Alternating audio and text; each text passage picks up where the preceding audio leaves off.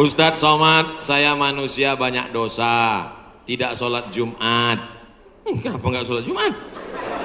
Man tarakal jumu'ata salasa marratin, siapa yang nggak sholat Jumat 3 kali berturut-turut tahawunan, bukan karena sakit, bukan karena darurat, tapi karena menyepelekan panggilan Allah, taba'allahu ala qalbi, Allah mengunci pintu hatinya. Kalau sudah hati terkunci, telinga tersumbat, mata tertutup, khatamallahu ala qulubihim wa ala sam'ihim wa ala absarihim ghishawah.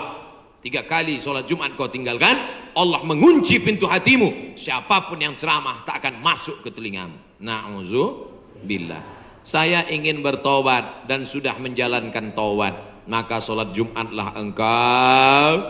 Siapa yang datang hari Jumat saat yang pertama seperti berkurban seekor onta, datang pada saat yang kedua seperti berkurban seekor lembu, datang saat ketiga seperti berkurban seekor kambing, datang saat keempat seperti berkurban seekor ayam, datang saat kelima seperti berkurban sebutir telur ayam. Sekarang banyak yang datang hari Jumat, jangankan telur ayam, telur puyuh pun nggak dapat. Datangnya kapan? Ketika khotib sudah naik ke atas mimbar, jamaah Jumat yang dimuliakan Allah, baru dia datang.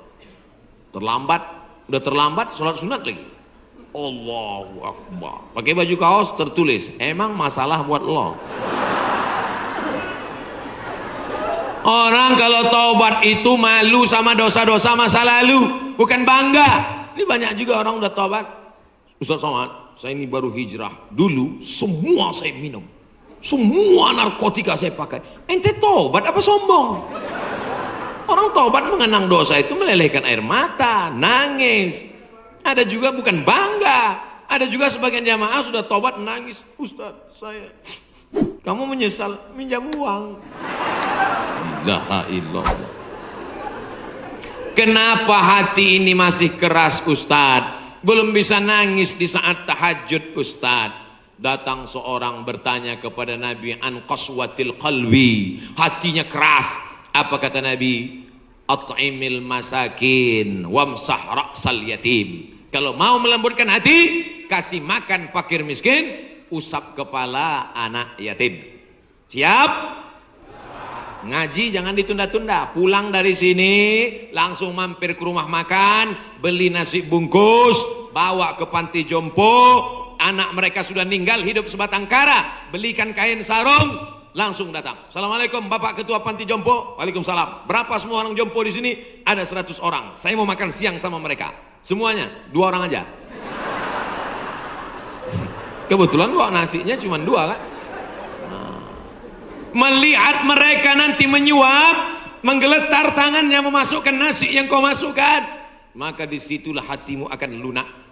Pergi ke rumah anak yatim, tanya, anak yatim sudah berapa bulan gak bayar uang sekolah. Lihat bajunya, dijahit, sobek, rupanya kain sudah lapuk. Kain kelas 1 dipakai kelas 6. Belikan bajunya, senangkan hatinya. Nabi yang mengasih resep ini, an qaswatil qalbi, azab yang paling hebat bukan miskin, azab yang paling dahsyat bukan susah, azab di atas azab adalah hati yang keras. Wa inna minal hijarati lama yatafajjaru minhul alhar, ada batu keras tapi masih bisa mengalirkan air. Wa inna minha lama yahbitu min khasyatillah, ada batu yang keras tapi hancur berkeping ketika takut kepada Allah. Di atas bukit Tursina, saya ketika naik ke atas bukit Tursina di Mesir, tempat Nabi Musa menerima wahyu, itu nampak batu-batu hancur. Kata imam masjid yang ada di atas, inilah batu yang hancur saat takut kepada Allah SWT. Tapi kalau sudah hati menjadi keras, maka tak akan meleleh apa-apa. Kalau ada orang tidak meleleh apa-apa, pelit, medit, bakhil, itu salah satu ciri hati yang keras. Lunakkan hati dengan banyak bersedekah. Saya kalau ikut pengajian, telinga saya tahan. Kalau ikut sholat malam, mata saya tahan. Kalau datang ke masjid, kaki saya tahan. Tapi kalau sudah keluar duit, dompet saya nggak tahan. Banyak orang ketika keluar, alhamdulillah masjid ini adalah wakaf orang-orang baik di Panyawangan, di Jawa Barat. Ternyata orang-orang Sunda, orang-orang Jawa Barat ini berwakafnya tidak tanggung-tanggung, langsung satu masjid. Mudah-mudahan akan banyak wakaf-wakaf yang lain insyaallah. Amin. Sekarang banyak juga orang berwakaf. Ustaz Somad, itu tanah saya wakafkan. Mantap. Begitu diurus di Badan Pertahanan Nasional, rupanya suratnya 5. Kenapa kau wakafkan tanah bermasalah?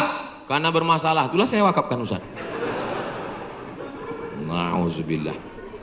Kalau hatimu masih keras juga, hadirlah di tempat penguburan jenazah. Berdirilah di tepi kubur tempat jenazah. Kubur, suruh kawan satu nyenggol dari belakang. Masuk kau ke dalam, kau sambut jenazahnya, kau pegang masuk ke lubang, terasa dingin dari bawah. Sadarlah bahwa kau juga akan mati masuk ke dalam. Rumahmu yang besar tinggal, istrimu akan nikah dengan brownies. Mobilmu yang mewah akan dijual, suratnya akan berganti di kantor Samsat. Tanahmu akan diganti akte notaris. Kau hanya akan membawa 2-3 helai kain kafan, digulung macam dodol Garut. Apa yang kau bawa mati menghadap Allah Subhanahu wa taala? Ada orang Islam mati bawa seragam? Ada. Tadi saya baru dikasih jaket kulit, sayang sekali, tapi jaket itu pun tinggal kalau kau mati, Abdul Somad. Kenapa nggak dipakai sekarang? Panas. Apa yang kau bawa mati? Kalau pernah kau usap kepala anak yatim, kalau pernah kau infak sedekah untuk masjid, itulah yang akan kekal abadi. Yang mewakafkan tanah ini sudah meninggal, tapi terang kuburnya, lapang makamnya insyaallah. Amin. Pikirkan, orang yang cerdas bukan yang IP-nya 4, orang yang cerdas bukan otaknya hebat. Al-Kayyis, orang yang cerdas, mandana nafsahu, mampu menekan hawa nafsunya, wa amila lima ba'dal maut.